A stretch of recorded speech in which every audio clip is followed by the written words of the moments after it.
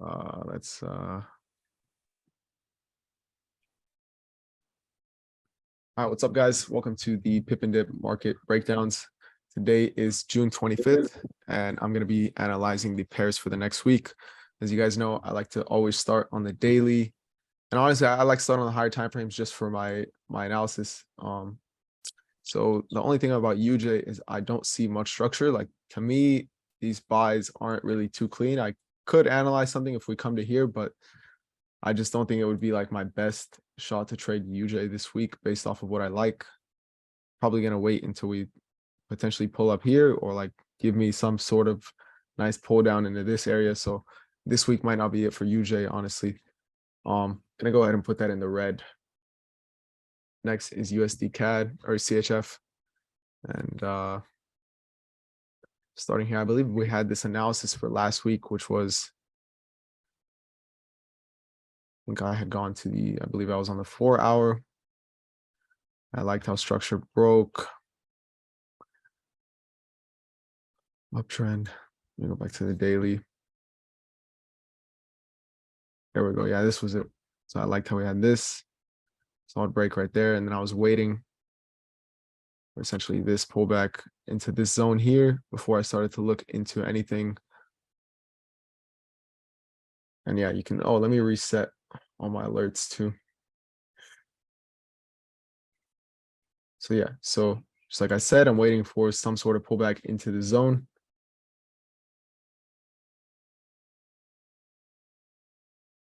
And if I get confirmations in that zone, I think it'll be pretty solid for a move upwards.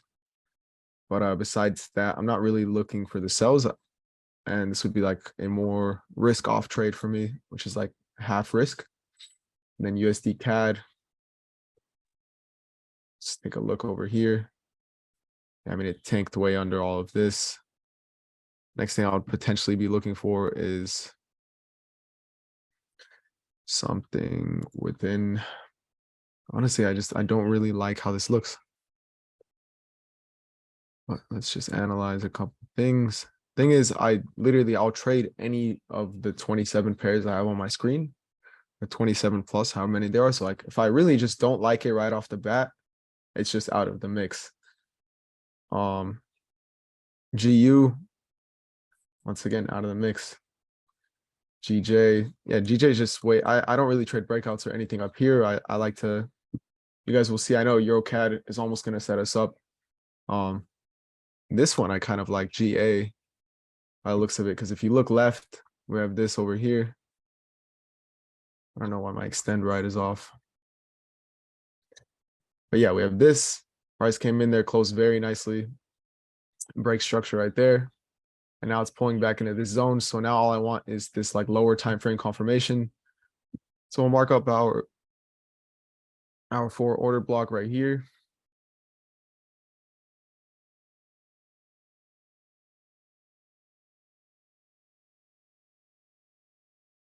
Set an alert right there. And then also just the hour 1. So we're aware of these things when price reaches these areas. Because I feel like this could give us a pretty solid sell. Like if you look at the daily, right, you'll see we had, it's the way I view it, we had 1 and then 2, and then this would be zone 3. So just based off that, I kind of like my odds into taking like a decent sell and continuing this little pattern here. That's if, of course, I get my lower time frame confirmation, which would look something like this. So it would be like on the hour or whatever. I'd like to refine it all the way down to the minute 5, but it's always just the same basis of we have to touch like the respective timeframes. Order block, if the lowest one we touch is the hour 1, then I'm going to wait for the break structure on the hour 1 and then call these limits and look to take it down. So that's essentially what I'm looking for. It's always just that pattern. It's like rinse and repeat. That's what I always do. So I hope I'm not interrupting, but I wanted to ask, bro, how would you place your because I know you're setting your limits there. Yeah. And I've seen some of your trades for this week, and a lot of them were so close to like SL, and they did his SL. But how would you place your like stop losses? Because I feel like if your stop losses were a little larger for this week, some of them could just like. So it all depends on the depth of. It depends on the depth of how high the candle actually goes. If I'm going to cover the entire like previous candle, or if I'm just going to stay aggressive on the current candle. So like if it closes very aggressively in here in the current order block, then I like to just cover it and take an aggressive stop. Or if it just barely wicks in and then tanks away, then I like to cover like the whole out and like the whole previous order block that would be latched onto. Okay, I see. That's understandable. Yeah. But yeah, I think GA could give us a solid setup for this week. Honestly, yeah, bro. I reviewed all my trades of last week, and I think I last week was just it just wasn't my week, bro. And it's bound to happen. Just got in my own head. See, this one is a little choppy. See a lot of liquidity right here, and I think we would have to sweep out. So I kind of do like, but at the same time, let's see. So if we look left, it like barely misses that one. So over here, though, I have a question. Like, you see how you see the liquidity on top, but you also see rejections on the bottom as well a few times. How did you go about, like, instead of longing or shorting, how do you figure that out? Do you just wait based on price action? So I wait on price action and then just my confirmations. So like the more confirmations I have, because like, all right, I'll never just mark up a zone and then just strictly just trade. Like I'll never just mark this up and then just place my sell right there. So like whenever it's in this area, I'm gonna wait for confirmation to show me that it's valid. I see. Okay. And then So from that there, explains it. because then at that point you're taking the odds, right? Like let's say you had a 60% probability that you were gonna win or whatever. Now you've kind of like manipulated the odds to kind of show you what they're gonna do or show you their favor. And then if you lose, at least you stuck to your trading plan. Like, and then you can always review your loss and learn from it. Like the best thing you can do, honestly, one of the best things that can happen in the market, like especially to new traders, is you lose and then you just you hold yourself accountable and you learn from it. Like a lot of people, bro, as I said, I'm not hiding, bro. Like I didn't have a good week last week. And some people were like, oh, market is choppy, market was, and my whole, I didn't even blame the markets being choppy. I just said, yo, you know what? Like, nah, like I decided at the end of the day, even if it was choppy or whatever, I decided I was going to take that trade. That's my decision. And that's how, and so only my decisions will affect me. Markets could have been choppy and I could have stayed out of the trade. Then I could have just protected my capital. Like, so I don't believe in blaming anything else besides yourself. Mashallah, that's good. Taking responsibility. Yeah, bro, it's the only way you'll grow mentally there. But let's see here. So let me analyze this real quick. So here we had, to me, this was like a little break. That's the wrong tool. Ali, yeah, I got a question to ask. Yeah, bro, what's up? Yo, what's the difference between liquidity and break of structure? Break of structure is like structure, essentially shifting. It's like showing you like, all right, so structure would be the direction or the way that the market is currently moving. So something like this, right? So this would be your structure. Like if you're in an uptrend, this is your structure. And then a break would be if you break the current structure. So like this is all creating low, high, higher low, higher high, higher low, higher high, right? And then if you create like a lower low, then that's you're breaking the actual structure that the market was moving in. And then liquidity would be like, essentially a lot of people like to say it's like where the money is resting. It's just money building up in the markets. So you can spot liquidity without it being a break of structure. Like to me, all these wicks and just how it's holding here is showing that there's a lot of liquidity. There were a lot of orders going long this way. So if I'm going to be a seller in this market, to me, it's a pretty good area to look for. Okay, this might be a decent area where price is just going to come down to take all these people out. And now we have this. Let's see which order block I'm going to refine this down to. This will be the hour 4. So it does tap in on the hour 4, like instantly break structure. See if it taps in on like the hour 1 as well. I kind of like this, honestly. I just don't like how big like this candle and the other one are wicks wise.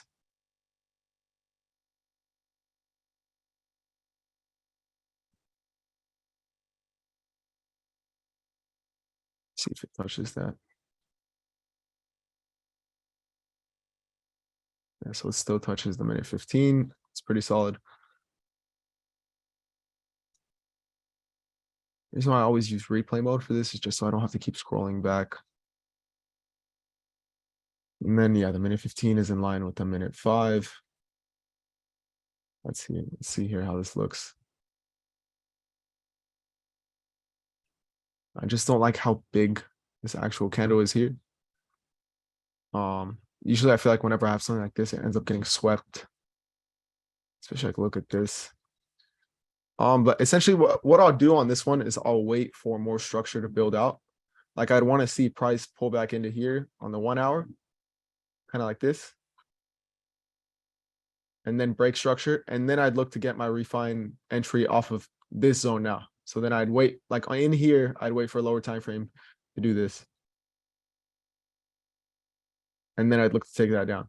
But I want to see the higher time frames build structure more in this area. And then I'd look to be selling in there.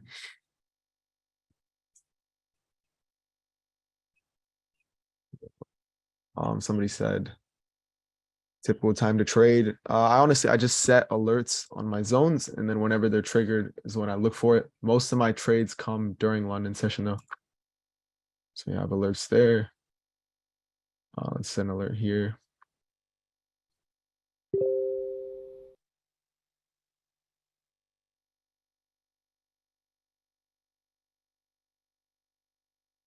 GN.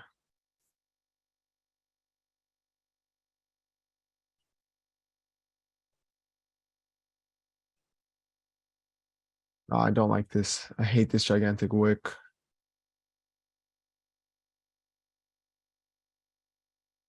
Like a structure, pullback.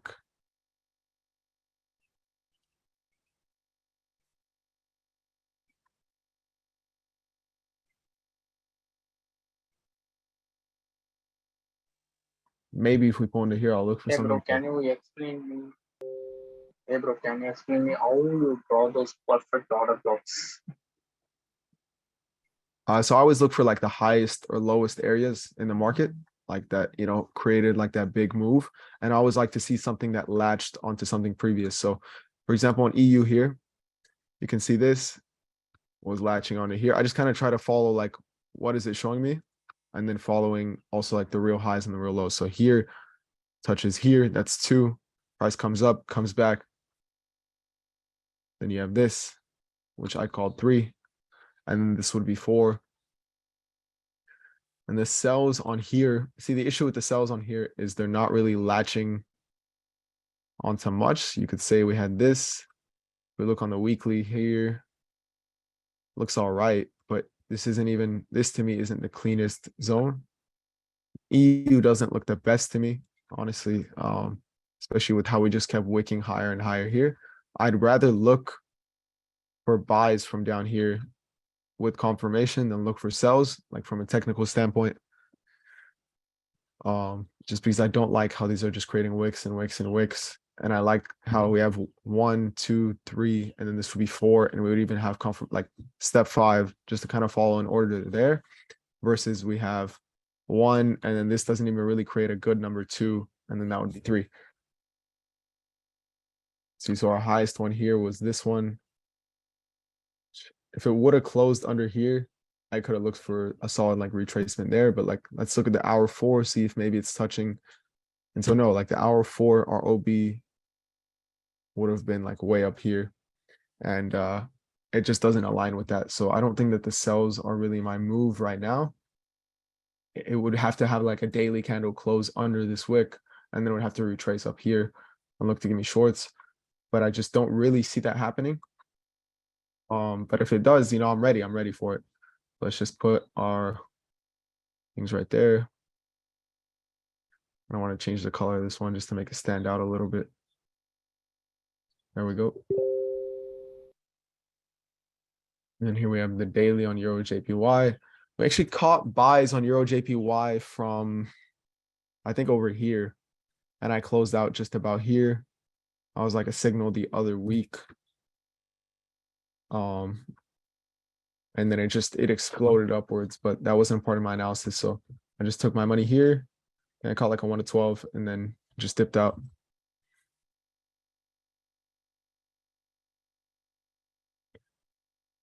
Let's see this Euro GBP.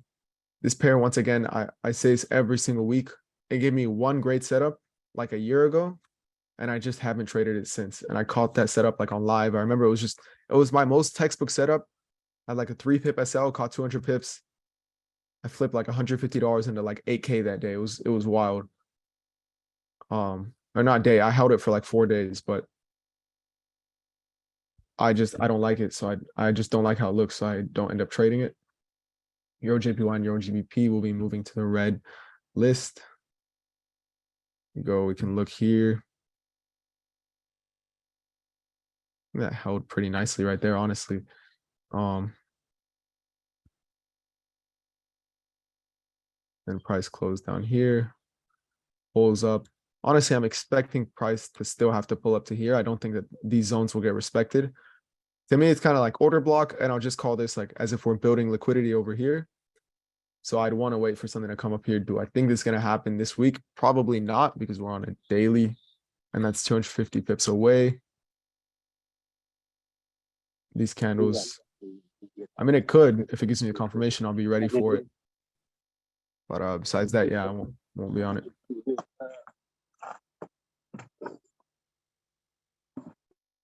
See this daily on EuroCAD. This is the one that we were waiting for last week, and this is the reason why I really liked it. So we had this, and then price came in once again, taps in right here, and then it broke structure.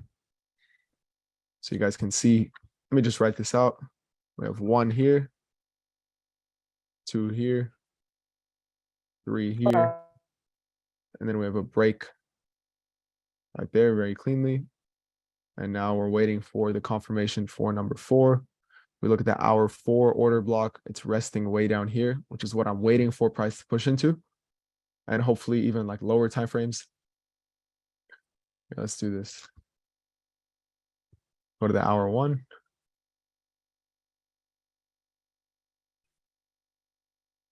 And let's mark up the hour 1 order block as well.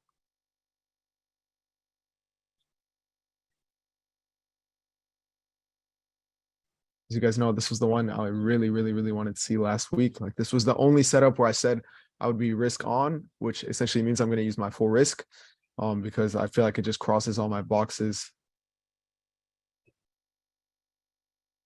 Slash minute 30, so then minute 15.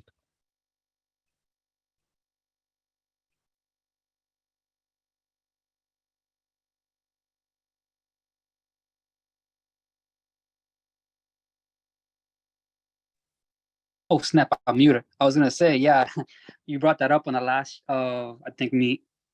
Yeah. And now I think, dude, I think this one is getting ready to set us up. So there's news about it too, I think, in the middle of the week as well. Dude, I don't know. Oh, I'm in replay mode. That's why I can't set an alert. I was like, why can't I see the thing? See, this is like where I get real precise, and I mark up 5, 4, 3, 2, and 1. And then whichever time frame it touches on is the time frame that I'm looking for confirmation in. That's essentially how I always keep my stop losses really small. And then since it is sharing that daily stop loss, like I can still, it's still valid on the daily at that point. So I can use the daily take profit while using like a potential much lower time frame stop loss.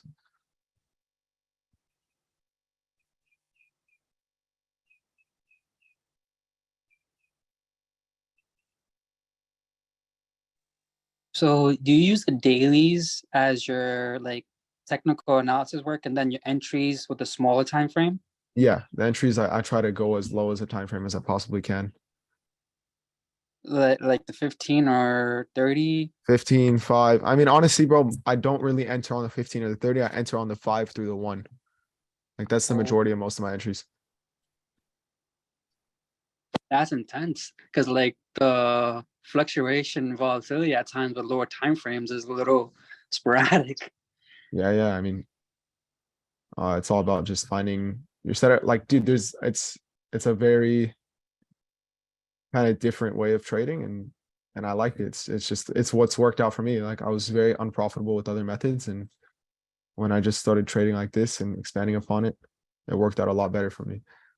Let's look at So Euro how do you work NZD. on the mental aspect with trading on this type of strategy? Because it seems like with lower time frames, mentally for a lot of people, they'll look at charts all day, or sometimes they'll look every now and then, and it's like, just moves so fast with different candles.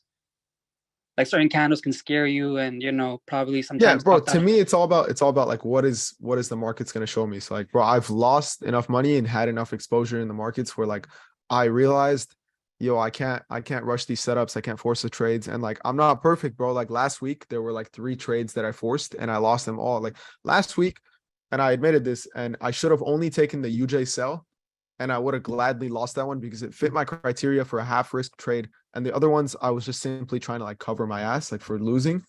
And I ended up losing like 3 other trades, right? All of them half risk, but still, like it just, there was no reason for me to take those losses. So, like, what did I do? I journaled my trades, I wrote them down, I held myself accountable, and like this week, I'm not going to be doing any of that, So it's all just a learning game, bro. Like, yeah, I've gotten to a point where I psychologically am better, but like, bro, you see, like last week I slipped up, right? I forced a couple trades, and it's all about, bro, it's all about having the framework outside to bring you inside to bring it onto your charts, right? So like, bro, when I was trading back then, and there was like a lot of things within my life where I just wasn't disciplined. So it's like, how are you gonna approach the charts if you're like with a disciplined attitude, if in your daily life you're not practicing that?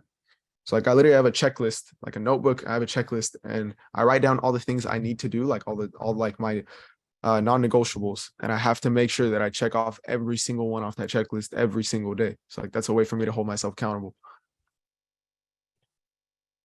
I see. So it's more about well, for you personally, it'll be more about the confidence in your chart work that would lead to the success of your trades.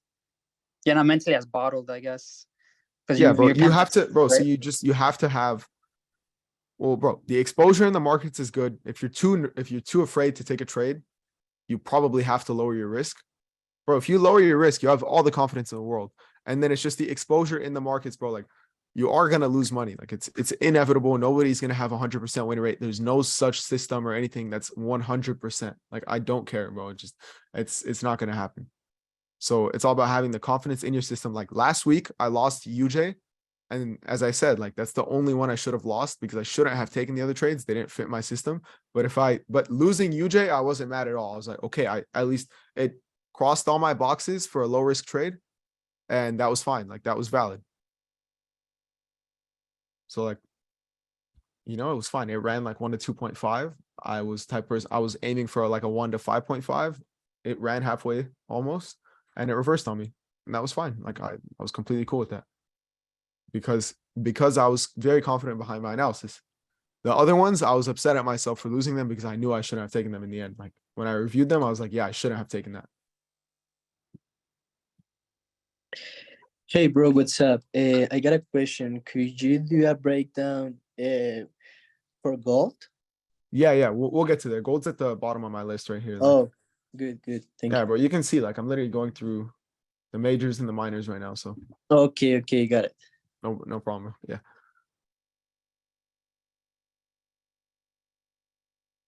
So let's look at Euro CHF. Yeah, my Please, guy. can you tell me what you see before you get in on a trade? What was that? I said, can you tell me what you usually see before you get in on a trade? Well, yeah, that's what I'm doing. I'm breaking down what I'm looking for. I always look for like a higher time frame order block to be refined down to a lower time frame.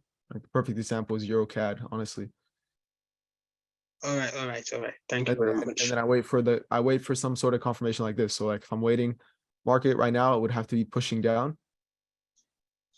And then it would touch like one of my lower time frame order blocks. So like let's say touch the minute 5. I'm gonna go to my minute 5, wait for a minute 5 break of structure, and then I'm gonna call limits off of that and look to take it upwards. Yeah. So you take your entries using the 15 minutes time frame, right? Well, I cross-reference a lot of time frames together, and then I just wait. Because to me, it's like, okay, if the market is an algorithm or whatever, whichever time frame order block it touches is the one that it's playing off of. That's the way I see it. All right. Okay. Thank you very much. Yeah, no problem, man.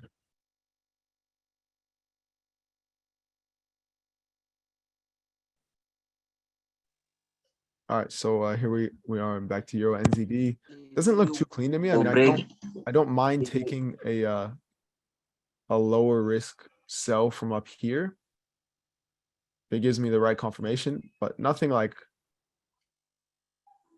too crazy for me on this one, honestly.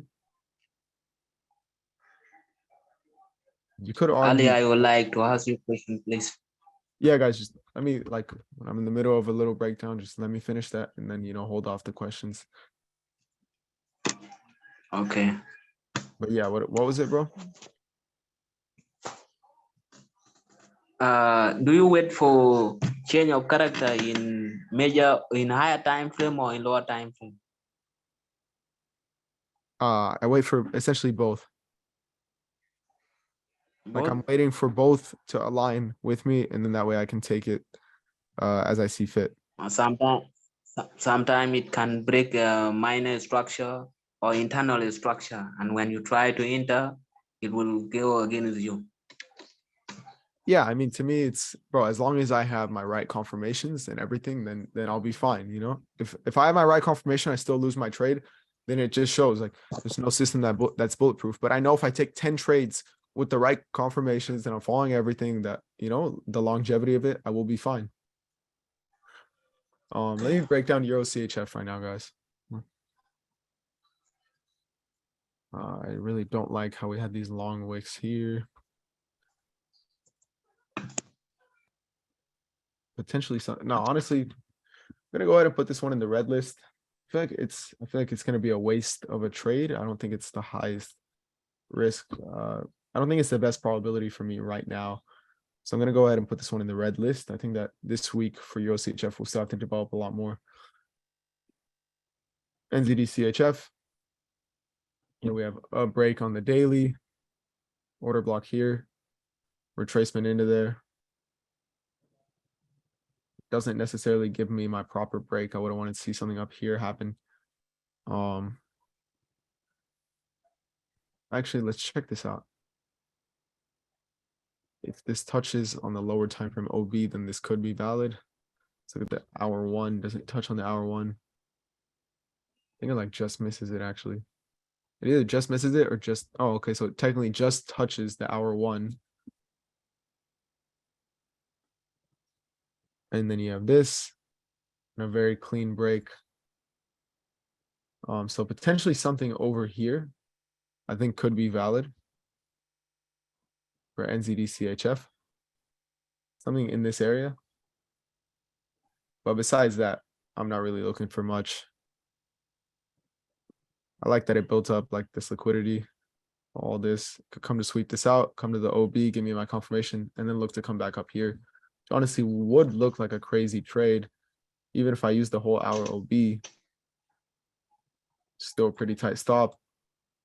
Catch this. Yeah, it could be like a very, very, very nice trade if we get into that zone.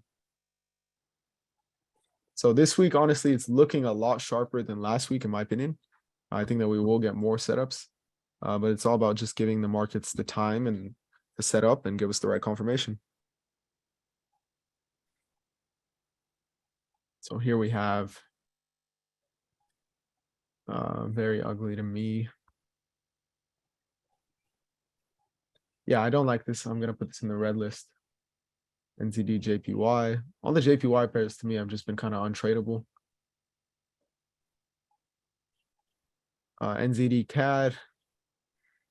This is the one. And then this would be the two. So I could take this one lower risk. If it gives me the right confirmations. Just have to analyze which time frames it's playing off of and stuff. So right now it's in the hour 4 order block. So what I'm going to do is I'm going to set this right here. So that way I know when it reaches the hour 1 order block.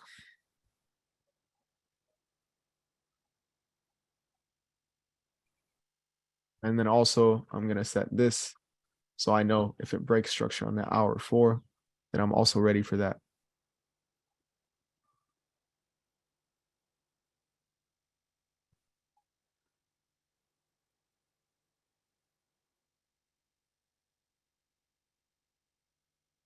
So if it breaks structure on the hour 4, now I'm going to be looking at this zone here. I'm gonna wait for lower time frame confirmation in there. That would be better because it would have the 1, the 2, and then a 3 versus just having the 1 and taking it on the 2. But I don't mind just taking it on the 2 because if you look at the daily, this isn't rejecting off of like essentially a rejection order block or anything, and it does create that break of structure right here. So I don't necessarily mind that. AUD USD.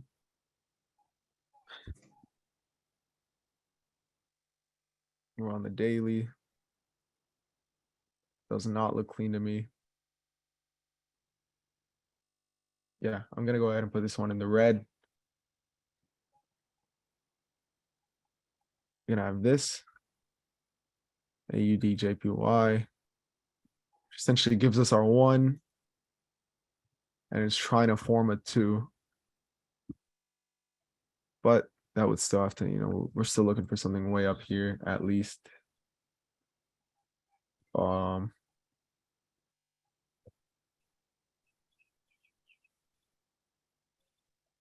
I think if we form a 2, it could be a half risk trade.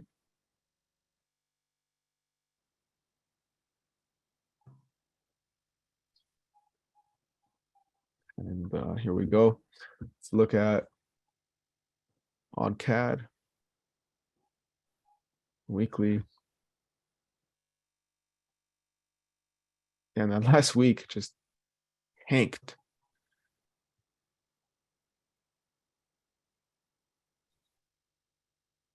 I mean, yeah, the daily does break structure here, but it also isn't really latched on anything to the left. So this would be our 1, and this would be trying to form our 2.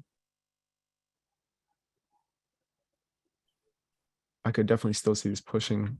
If I were to take anything on here, it'd need a really solid confirmation, and it would have to be, essentially it would have to form my 2 and then give me my lower time frame confirmation on a 3.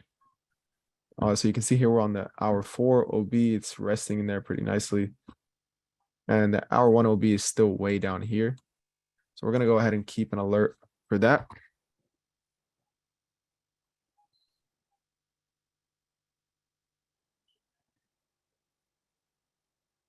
Set that alert right there. Go back to the hour 1. Somebody said NAS 100 charts. Yeah, we're going to get there soon. It's, it's odd than CHF and CAD. And then it's when I look at the indices, but the indices don't really give me much to play off of with this style.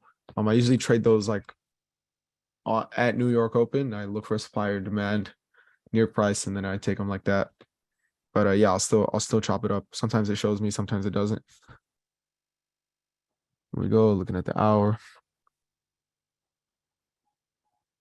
Yeah, so I want to see something there, or on the 4 hour, we'd need a clean break. Essentially up here.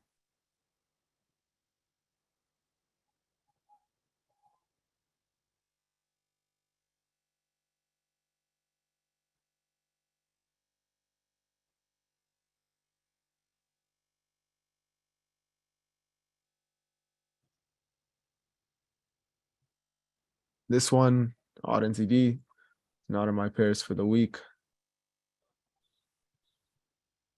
And odd CHF doesn't look like it's giving me anything good. Gonna put that, not gonna trade that. CHF, JPY, not gonna trade that. This one looks extremely choppy to me. And it's even wicked above those. That's not gonna be traded this week. And this one is extremely high. Oh, I just realized I was on the hour 4. This one does give us a break of structure, right? Oh, now I was on the weekly. Geez. Okay, so now I'm on the daily. The daily gives us a break. Essentially, this one's a little tricky. I'm just gonna go ahead and put this one in the red. Let's look at this real quick. I just feel like it's gonna end up getting right above. The hour 4 looks decently clean, but then again, you have these gigantic wicks. I don't like that stuff. And so we're just going to stay away, protect our capital on that trade because we do have other opportunities for the week. This one here. See price on the daily was up here. when it broke structure, pulls back up, drops further, and it sweeps this one above. Yeah, this one, the same style I use is not going to be applied to US 30. It's just not going to work. Gold to me hasn't really given me a 1 or a 2, so I'm not going to be trading that either with that style. NAS is very high up there. You can say that we have, no, see, it even ran above that, so NAS doesn't even create the 1. And yeah, that will be it for the Zoom this week. Those are the pairs I'm looking for. I'm going to be sending them out in the Discord. If you guys aren't in the Discord, I'm going to be sending a link in the Telegram with which Discord I'm going to be sending these out to. And also in the description of this YouTube video, I will be uploading this whole thing to YouTube if you guys want to see it again. And yeah, I'm going to be doing these every single Sunday, same time, 2 p.m. Pacific Standard Time. And I will see y'all there. If you guys have any questions, go ahead and ask them now.